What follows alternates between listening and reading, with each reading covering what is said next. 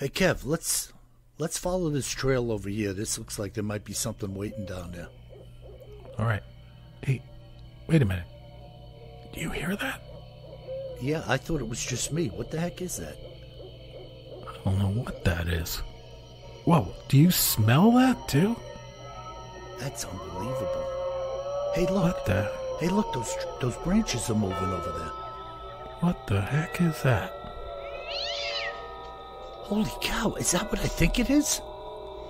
Look at that thing. Oh my God. It's a freaking Sasquatch.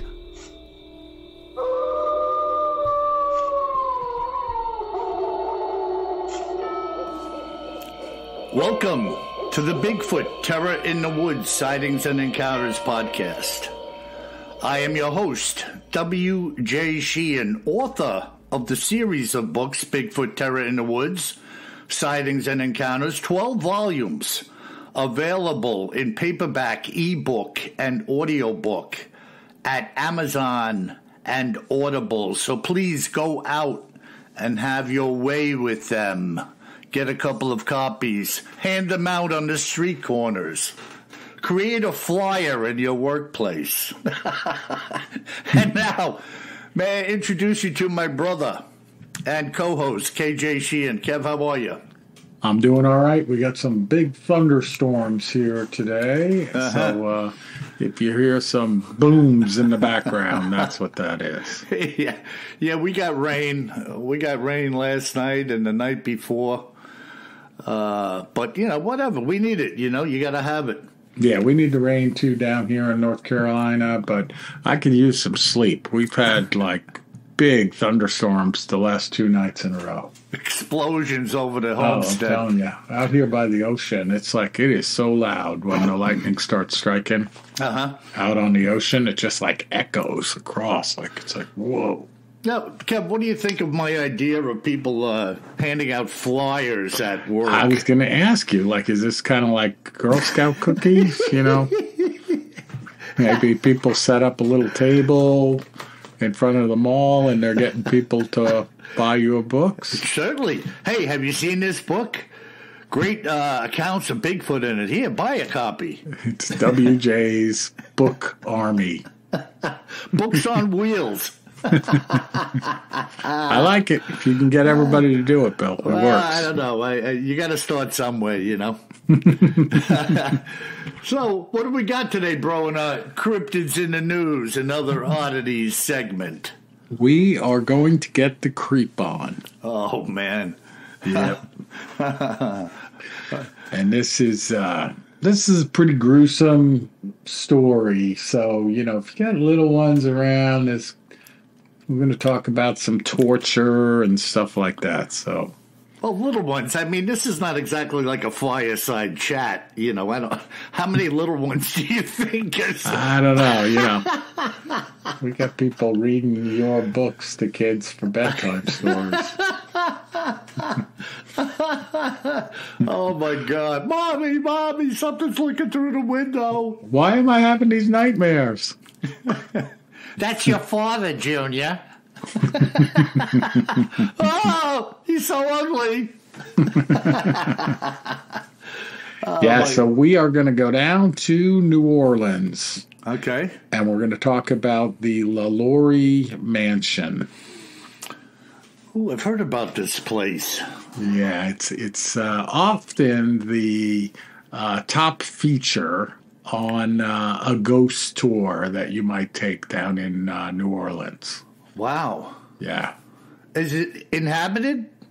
People live in it now, so it's privately held. So the ghost tours only go up to the outside, but the house has a bit of a horrible history that we'll talk about. So the house is at 1140 Royal Street in New Orleans, Louisiana. Uh-huh.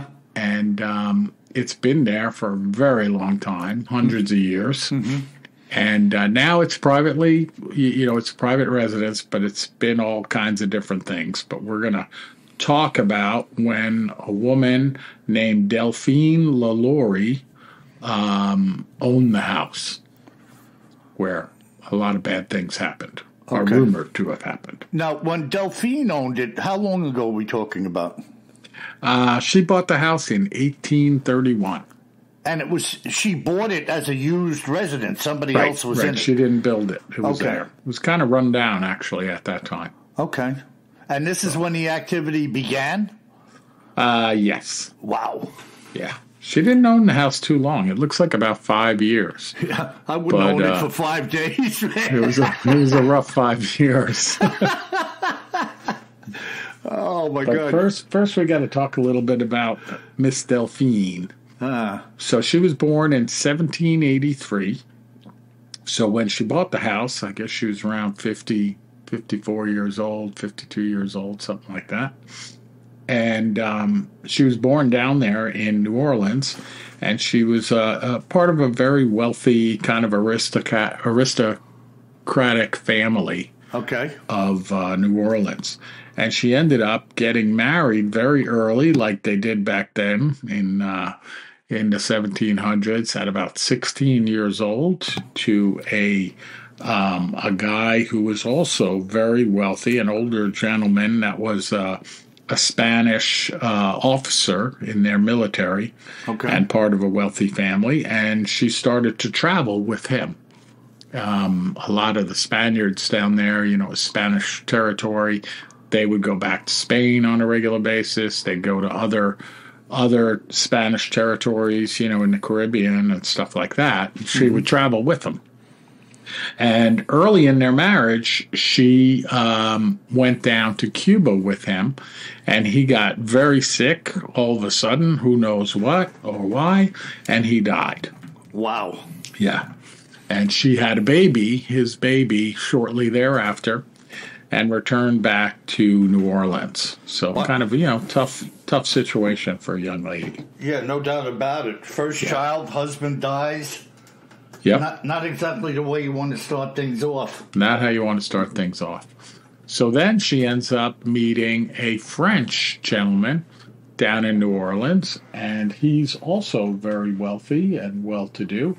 They get married. They have a few kids together, and everything seems to be going well. And then he dies. Boy, oh So boy. she's a 2-time widow at this point and has about 5 kids. Wow. Yeah. And this is when things start to go even more ornery. So she meets this gentleman, Dr. Lalaurie.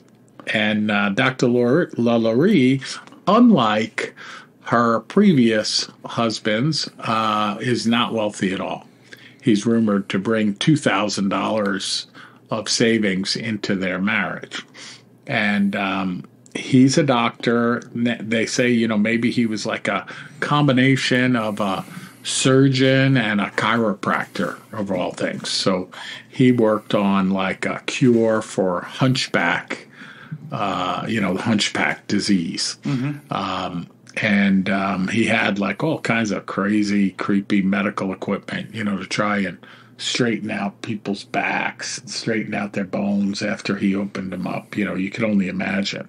And it's rumored that Delphine was fascinated with this equipment and fascinated with the surgeries that he did. But he was much younger than her, and they were rumored to have a terrible marriage. So they'd be yelling at one another all the time. The neighbors could hear them outside this house. And, just not good. Maybe he was having an affair or whatever it was. So Miss Delphine, at this point, she gets a divorce or whatever they called it back then. And she's now in this mansion by herself now, after going through 3 husbands, 2 dying, 1 that's terrible, etc. And the rumor is that she goes a little crazy at that point. So she's living in the house with a bunch of slaves. The children, her children, are often getting beaten by her if they're too nice to the slaves. And there's rumors around town that she's torturing some of the slaves and has them chained up and things like that inside of the mansion. Wow. And this lady, I mean, we don't know a lot about her, but I guess she had no history of such behavior beforehand. No, that's why, like, when I read about it, I think she probably went a little cray-cray after all of the misfortune and then, getting into, potentially an abusive relationship with this Dr. LaLaurie. Now, I know you're going to probably get into this if it's there, and I don't know. Prior to her living in this house, was there stuff going on in there? No, there's no talk of that. So there's no history of paranormal activity before her Right. getting a little loopy and torturing slaves and going off or losing her marbles, so to speak. Right. And we're going to get into the gory details of the torture here. So, so buckle up. Oh, man. So they bought the house in 1831. And then in 1834, on April 10th, 3 years later, there was a big fire in the house. And, the fire department comes out to put out the fire, and she's nowhere to be found. And they're quite surprised because she's supposed to have about a dozen slaves in her possession, and they don't see any slaves coming out of the house either while the house is on fire. So they're fighting the fire, and they go into the house, and they find in the kitchen a cook who's about 70 years old, a woman, and she's actually chained to the stove. And that was one of the rumors, that Miss Delphine was so mean to her cook that she actually chained her to the stove in the kitchen. Oh, man. So she couldn't leave there. So she was still alive, and they saved her.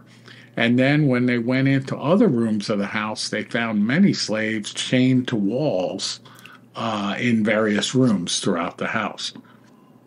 And this house is on fire. They're putting a fire out. They're putting a fire out, and they find some of them alive, some of them dead. They find corpses inside the house of slaves that didn't die during the fire. They died previously, and they appear to have had, like, medical experiments done to them. And these corpses are in the house. In the house. You can imagine the stench of decomposing flesh. Yes. And they're, like, cut open with their internal organs sometimes taken out, etc. My goodness, man. Yeah. These people are nuts. No. So it gets worse. They find a couple of slaves where it appears that she had broken their bones multiple times and then reset them so that they would heal in an abnormal way. And they describe a couple of these people as like crabs. Like she made their arms and legs look like a crab's arms and legs. Like just mangling and twisting things around. Exactly. Oh, man. Yeah, it's horrible. And there's even a couple more things that are so horrible, I'm not even going to put them on the podcast. But, wow. Use your imagination. So, were these people alive after this torturous... Some of them were alive. Yeah, some of them were alive. Oh, man. Yeah. Just absolutely awful. And so what happens during this fire? Is Delphine killed? No. So she took off. Apparently the cook, who was chained to the stove, set the fire on purpose because she thought, like, committing suicide would be better than going on in this life of being tortured and chained to the stove. Yeah. So Miss Delphine takes off when the fire starts, apparently, in the horse and carriage with a lot of her belongings, and isn't seen again. So we don't know where she went. With the children, no doubt, too, right? Yeah, yep. And wow. Mad woman on the loose. Mad woman on the loose, exactly. Wow. And then, so the history of the house goes on, and it's believed to be haunted to this day, and we'll touch on a couple of those things. Okay. It became an all-girls school, the building, during the during the mid to late 19th century, right? Okay. So in the 1800s, it became a school, and at that time, there were multiple accounts where the young girls would come to their teacher with reports of physical assaults. And they would have, they'd come up and they'd be crying, tears running down their faces, and their sleeves rolled up with like heavy scratches all along their forearms and bruises all over their arms. And when the teachers would ask them, who did this to you? Their answer was always the same. They would say, that woman, that evil woman. Wow. So it's almost like Madame Delphine was haunting the house.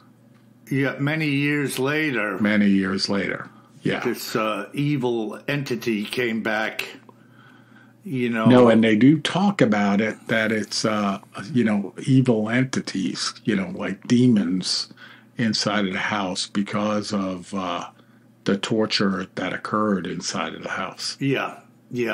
Now, see, here's the thing, in my opinion, all right? Now, folks, look, there's no expertise here. I'm giving you my opinion.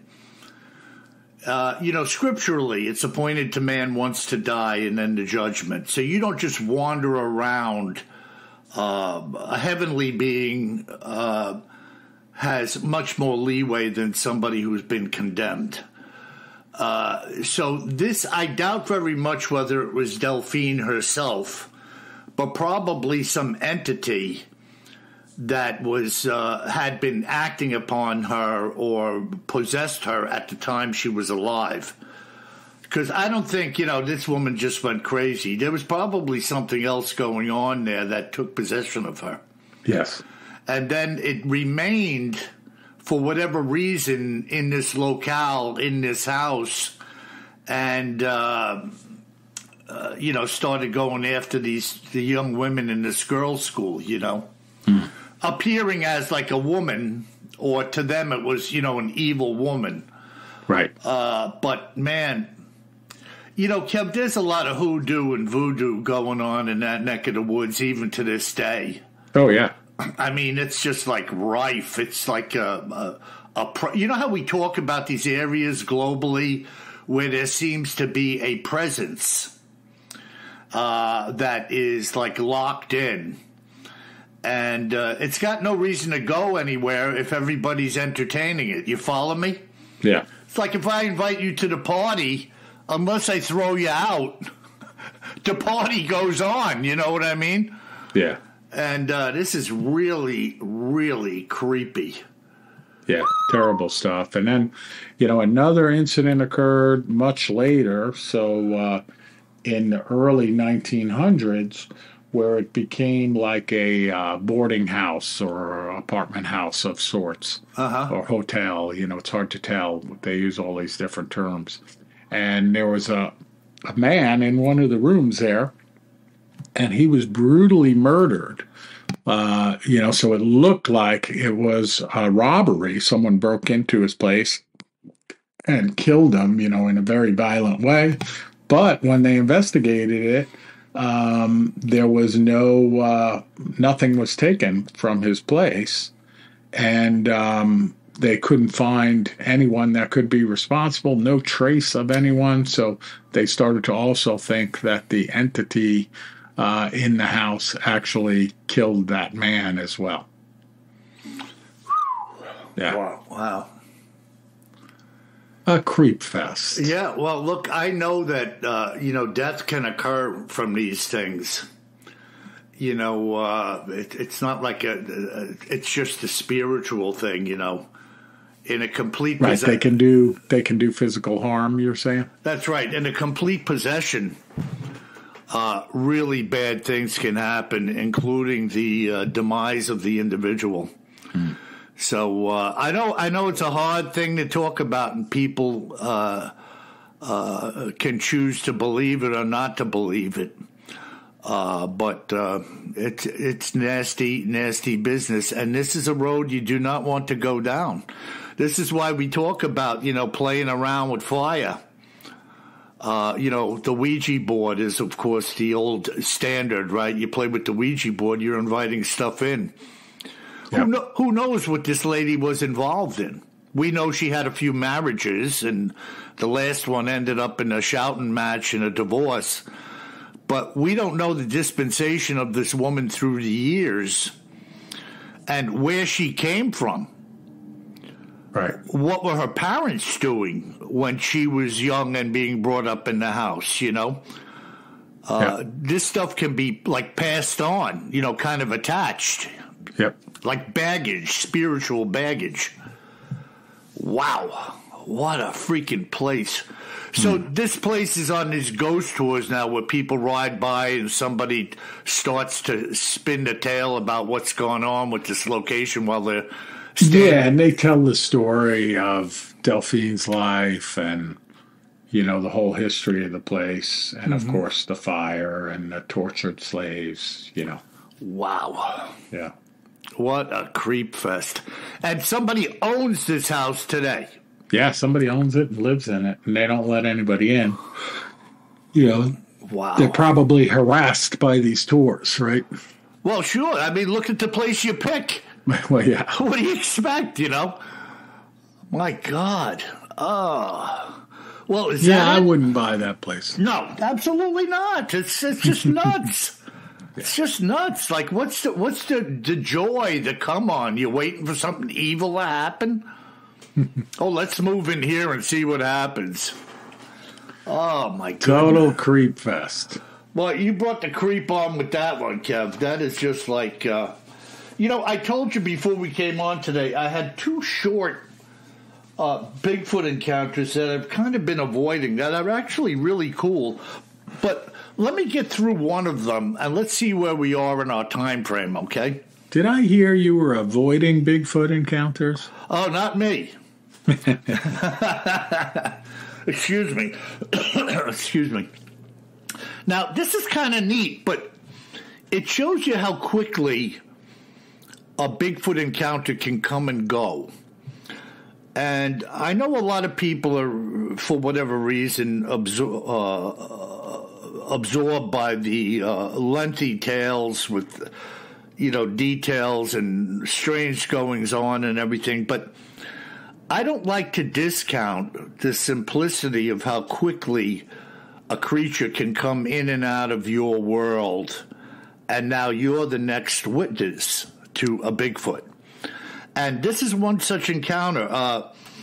This was brought to my attention by Mary Beth Schuster, a resident of New Hampshire.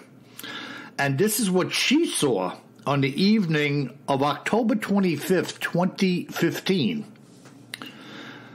I live in southern New Hampshire, about 20 miles outside of Concord. I was returning from a visit with my friend in Boston on the night this sighting occurred. For those who have never driven on the interstate through New Hampshire, there are many areas where you are driving in between rocky granite walls and sloping hills covered in pines and scrub brush. Now, before I get going here, I'm well aware, having lived here for many years, to keep your eyes open for animals crossing the highway, especially the deer. I have had one run across the road in front of me, and if I've had one run across in front of me, I've had 100, so she's well-versed in deer prancing across the highway. On this particular night, the days were ending early, October, of course, and it was completely dark at 7 p.m. as I was driving. For whatever reason, I had just been reminding myself mentally to keep my eyes open for deer when suddenly a buck came flying from my left side, darting across all of the lanes, running into the woods to my right. I hit the brakes fairly hard as my eyes turned to look at him. I was, however, still going ahead at, let's say, 40 miles an hour when I turned my head back to the road to begin accelerating. No sooner had I taken my foot off the brake, turning my eyes forward, than did a huge Bigfoot come barreling across the road in obvious pursuit of the buck. This whole situation occurred in seconds. The Bigfoot was eyes forward, and its intent was obvious. I think that if it had arrived at the spot 3 seconds later while I was doing 70 miles per hour, I may have actually hit him. No sooner had I taken my foot off the brake than I slammed them on again. Thank God nobody was behind me. Believe me when I tell you, this monster was eyes straight forward, and it had crossed the highway at twice the speed the buck had just prior to my seeing it. I pulled over to the shoulder for a moment to gain my composure because at this point, I was rattled by what had just transpired. The Bigfoot had just run clear through the center guardrails and median. It wasn't a jump or a hurdle of any kind. It had just taken it in stride. For anyone who has ever seen a deer cross the street, they come out of nowhere and are moving very fast. The speed that this Bigfoot was running was incomprehensible.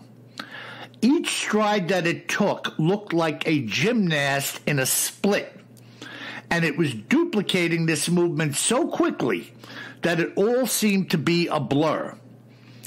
Its upper body was leaning into the run.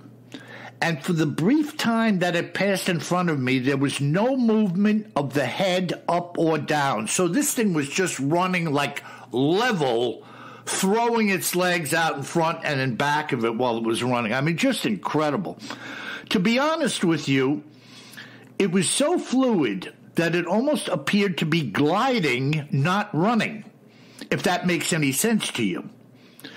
Between the arm pumps and the quickness of the leg movements, it was like one big blur going past my windshield. It had to be covering well over 20 feet in the air in between each time it touched the ground. I was totally frightened and totally awestruck at the same time. At the point it was right in my headlights, it appeared as though it was gray and white, but I don't know how much of an effect my headlights had on what I was seeing. What do you think of that, Kev? That is wild. I mean, you could just picture yourself behind the wheel in this, in a matter of seconds, the buck, the brake, the Bigfoot, like what the... Well, you know Bill, I drive up there to New Hampshire, quite a bit for a guy who lives in North Carolina. And I mean, the description, too, of riding along the interstate. And you can always tell when you're getting up into New Hampshire because you start to see the granite walls on either side of the interstate, where they had to carve through to make the road. And she talks about the deer. I've also seen a lot of moose up there, and they're as dangerous, or I should say much more dangerous, because you hit a moose with your car, they weigh 2,000 pounds, Yeah, you're done. You're done. Yeah, I had a friend of mine right here on Long Island had a buck jump over the hood on his pickup truck. Oh, yeah. I mean, that close to coming into the windshield. Yeah. No, I had it happen to me probably 15 years ago here in North Carolina where the hoof, as it was jumping across the hood, made a mark on the hood of the car. Wow. But I was happy that that's all that happened. But this Bigfoot... like leaping across the interstate, I think I would have had a heart attack. Yeah, I mean, she's talking about this thing in an open-air split. Yeah. I'm visualizing a gymnast, when they're on the balance beam and they do those little leaps where they extend their legs, then they land back on the beam again. This thing was like flying. She said it looked like it was gliding, not running. Yeah. So, you think a Bigfoot would do well on the balance beam? It could be a competitor. We should get him on our Olympic team. Balance beam. Jumps on the balance beam and the balance beam breaks. Now, let me jump into this other one here. We got a little time. Let me jump on this. This sighting was brought to my attention by a 99-year-old man named Olaf Wolf, a Norwegian immigrant. Lived in Wisconsin his entire life, and this is what he had to say. This is brief, but interesting. In the 50s, some of the gentlemen that I knew used to do a fair amount of hunting, mainly waterfowl and grouse. One of our favorite hunting areas at the time was the Tiffany Wildlife Area, which is located on the floodplain and delta of the Chippewa River. It's maybe a mile or so northwest of Nelson, Wisconsin. It was a floodplain when the water levels were up, which they were this particular year, and this area could not be beat for duck hunting. In the interior portion, the wildlife area is mostly what is known as a river bottomland, which is made up of sloughs, small lakes, and swamps that are prone to flooding when the water level of the Chippewa rises. At the time, the total area of the preserve was over 10,000 acres, including a large timbered forest. Some of the best deer hunting in the state was to be had right here. There was also a great deal of fur trapping for beaver, otter, mink, and muskrats. We would go maybe twice a year to hunt grouse and squirrels, and on this particular day, I and two other gentlemen were walking on the border of the timber and the edge of the floodplain. We had gotten into a few grouse, and as we followed their movements, we wound up in this area where we had an excellent view of the Chippewa and a large tract of this flooded marshland. The men and I noticed what we thought to be a man returning across the marsh from what we assumed might have been a duck hunt. At the time, we thought we'd catch up with him to chat, since the direction of his travel appeared that it would meet up with ours as we all walked. As the distance closed, however, between us, we soon realized this figure wasn't a hunter at all. We were now convinced we were looking at a large gorilla of some sort walking across the marsh. It appeared to be thigh-deep in the flooded grass and was still able to walk with considerable ease. This was something that a man in waders could not do. As the creature made its way through the flooded area, it proceeded to drop to all fours, increasing its speed exponentially. And now, on all fours, this beast was galloping at the speed of a greyhound, covering several hundred yards in a matter of seconds, disappearing into the forest. The speed which this ape was able to travel at made me unsure if I could have caught up with it with a motor vehicle. We walked over to where we had seen it emerge, and the water was actually almost 4 feet deep. All of us knew now that this beast's stature was enormous. Now knowing that this gorilla was some 9 feet tall, we were left wondering how such a beast had found its way into the area. You have to keep in mind, Bill, that at this point in time we were all quite ignorant of the fact that it could be something other than a gorilla. And having said as much, that in and of itself was a challenge to us all mentally. But the greater questions were, where had it come from, and where did it go? He's coming over for breakfast. That's where he went. He's going over to Bill's house. Yeah, hey, well, I heard you got some victuals over here. I could Sonny. smell the bacon out in the forest.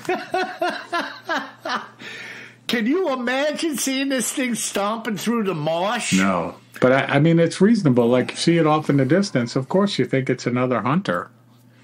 Some and guy then you're like, marching wait around. a minute. That guy's a little furry. Yeah. Got a pair of waders on, maybe, stomping around in the marsh, maybe sitting somewhere, you don't know. You just see the figure walking, Yeah, exactly. Crazy, man. Really crazy.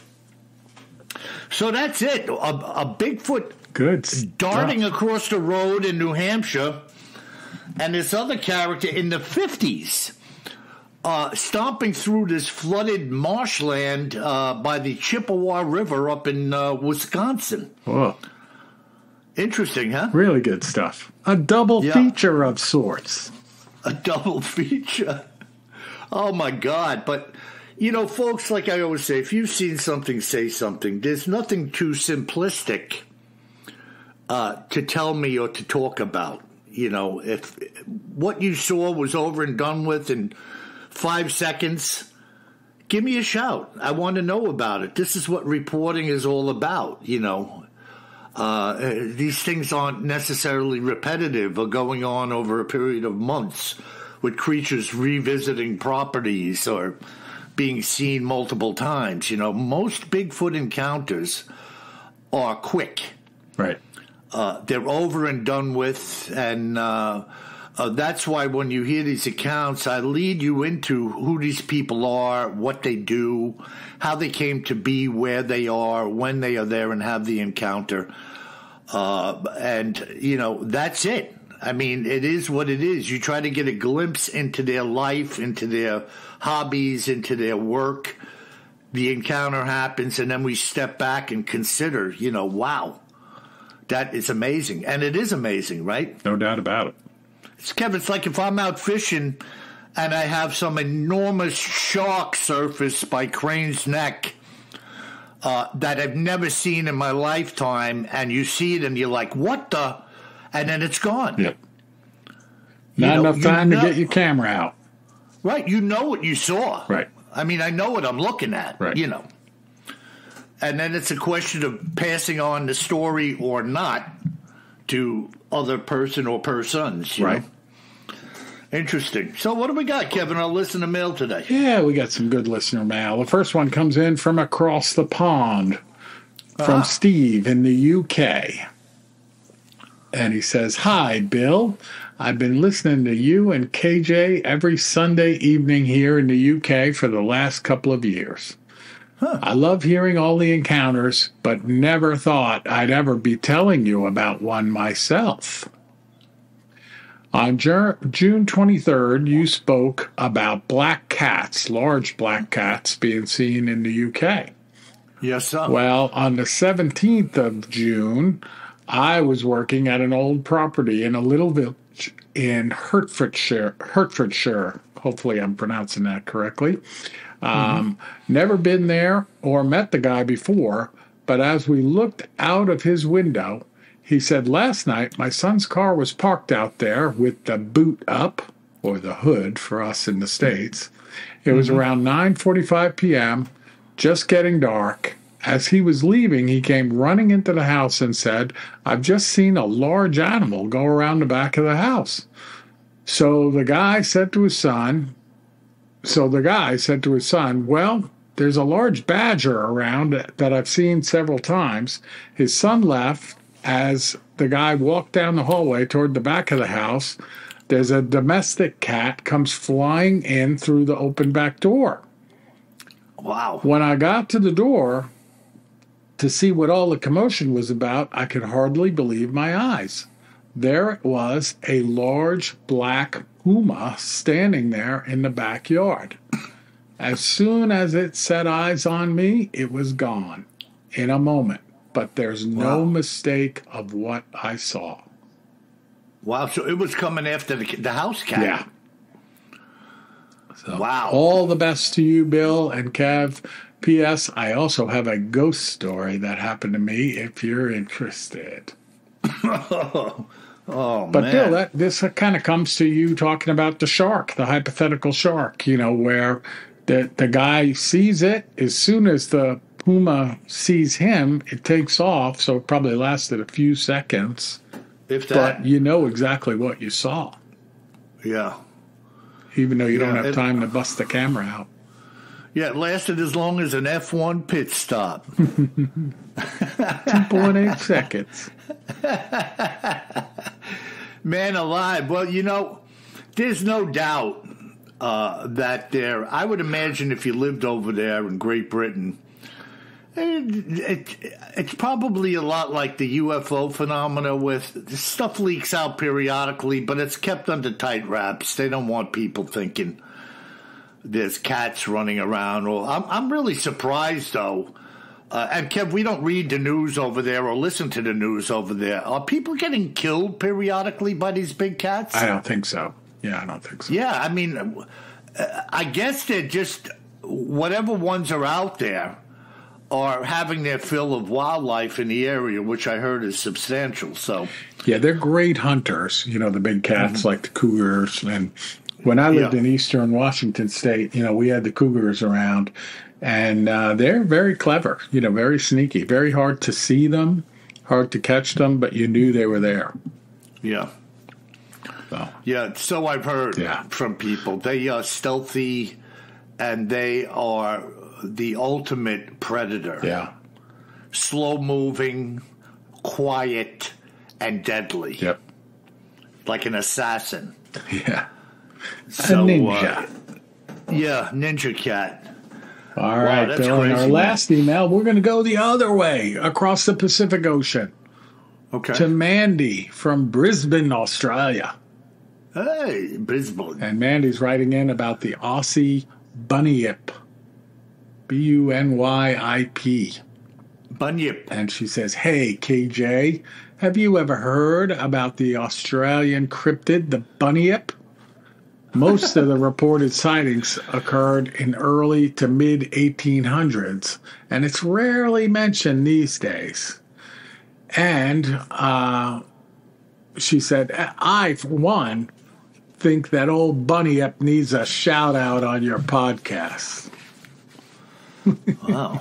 Are we going to look into the I bunyip? am going to look into the bunyip, and I did take a quick look, Mandy, because I wasn't sure if I covered the bunyip before. It sounded a little familiar, but I don't think I did. So, just as a high-level description, when I looked into it, it's a Australian water monster, sometimes described as a ferocious predator. And it's been part of Aboriginal tradition for centuries. Wow, we'll have to check that out, see what's there. Bunyip. Wow. Cool. Well, good good. podcast, Bill. We got the creep on at the LaLaurie Mansion, and you gave us a Bigfoot double feature. And yeah, folks, remember, if you've seen something, say something. Go to BigfootTerrorInTheWoods.com, click the contact link, let me and Kevin know what you've seen or heard about. And remember, always leave 5 stars for our podcast, if you would, and for the books, too, as well. It goes a long way in helping us do what we do. And remember this, if you find yourself wandering around in the woods of Wisconsin, Great Britain, wherever you may be, you best remember one thing, my friends. Always carry more gun than you think you're going to need. Sleep tight.